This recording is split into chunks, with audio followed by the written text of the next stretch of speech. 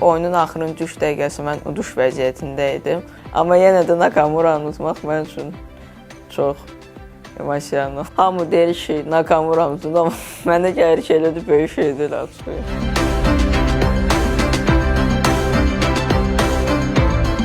Mənim məqsədlərim bu dəqiqədə Grossmeister olmaqdır. Bir il zamanında. 2600-2700 reytingim olsa, dünya çempionu haqqında olmaq fikirləşmək olar.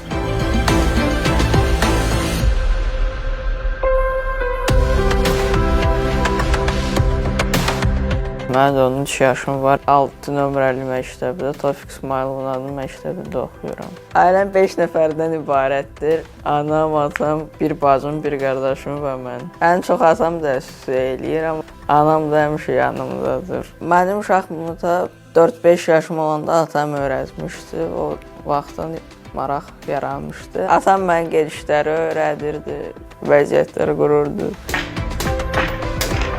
Mən öz məşqçimlə, Rəsul İbrahimovla gündə 4-5 saat məşğul olurdum. Sadəcə həvəsim var idi. Oynayırdım, xoşuma gəlirdi.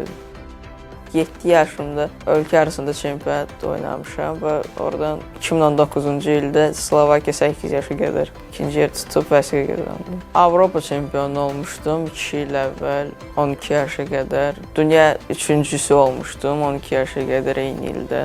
Ondan başqa Avropa ikincisi olmuşdum. Belə 3 dənə Avropa dünya çempionatlarında medalım var. Avropa çempionu olmuşam.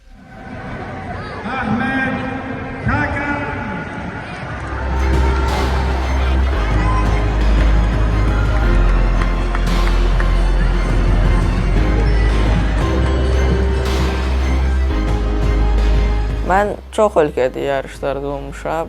Gürcüstanda, Macaristanda, Türkiyədə, Slovakiyada, İspaniyada, çox yerdə olmuşam. Yəni 20 ölkə var məncə. Həmişə çox maraqlıdır. Şahmatdan başqa gedib gəzmək. Düzdür, misal üçün Abu Dhabidə oynayanda 40 dərəcə isti olanda elə deyil, amma yəni mənim üçün yarışdır. Belə də böyük fərqi yoxdur, hardadır.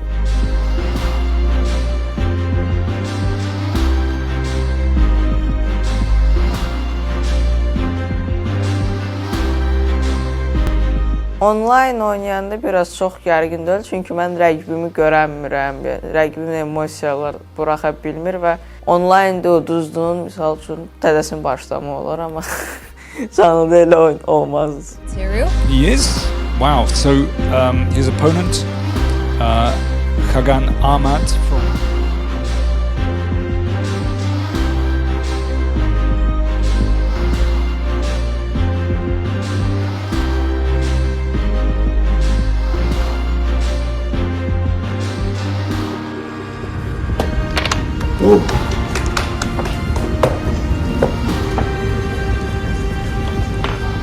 Bir gündən əvvəl, oyundan əvvəl bilirdim ki, Nakamura ilə düşəcəm. Komanda şəklində yarış idi. Hamı həyecanlı idi ki, Nakamura komanda ilə oynayacaq, çünki çox güclü komanda idi. Təəssüf ki, bizim komandamız uduzdu onları 2-3-3, amma mən qalib gələ bildim Nakamuraya. Çox çətin savaşdı. Oyun əvvəlində çox həyəcanlı idim mən. Deməzdim ki, inanmırdım, amma heç fikirləşmirdim ki, udacağam, uduzmayacağam. İstəyirdim ki, komanda yaxşı oynasın əslində. Oyunun əvvəlində çox maraqlı savaş gedirdi. Sonra Çeytnot gələndə, vaxt azlığında iki tərəf başladı səhv buraxmağa. Bir moment mən uduş dayanırdım, sonra mən görmədim gedişi, o uduş dayandı. Bizim oyunumuz 10 dəqiqədən biraz çox çəkir məncə. Nakamura bir moment səhv elədi. Mən o səhvi tez tutdum və oyunu uda bildim. Nakamura özünü çox pis eləyirdi, çünki çox zəif oynadı. Mən hiss eləyirdim ki, o səhv eləyəndən sonra başa düşdü ki, səhv elədi və fikirləşirdi ki, uyda mən nə etdim. Baxmayaraq ki, mən Nakamura ilə çox böyük bir yaş fərqi var, mən onu qalib gələ bildim. Nakamuranın 35 yaşı olmalı idi, səhv eləmirəmsə. Belə onu fərqli deyil idi ki, mən 13 yaşım var, 55 yaşım var. O, məncə çox pis hiss eləmişdi ki, uduzdu, yəni onun üçün fərqi yox idi məncə kimi uduzmaq. Elə də çox təəccüblənmə deyil idim, çünki oyunun axırıncı 3 dəqiqəsi mən uduş vəziyyətində idim. Amma yenə də Nakamuranı unutmaq mənim üçün çox Masiyanın. Hamı deyir ki, Nakamuramızın, amma mənə gəlir ki, elə də böyük şey deyil açığı. Klassik oyunda 1 saat 90 dəqiqədir və 30 saniyə hər gedişə, amma axırda 90 dəqiqə bitəndə bir gedişə 30 saniyə oynamaq çox çətin olur. Adam səhv eləyir, məğlub olur, çünki vaxt yoxdur.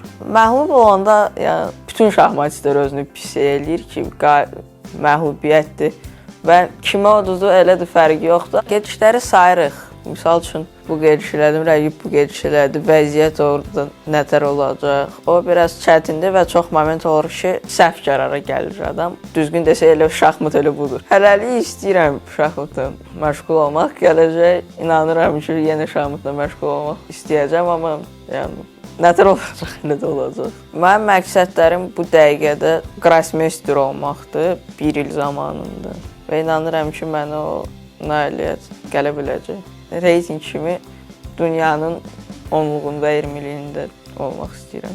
2600-2700 reytingim olsa, dünya çempionu haqqında olmaq fikirləşmə olar. Belə işlər.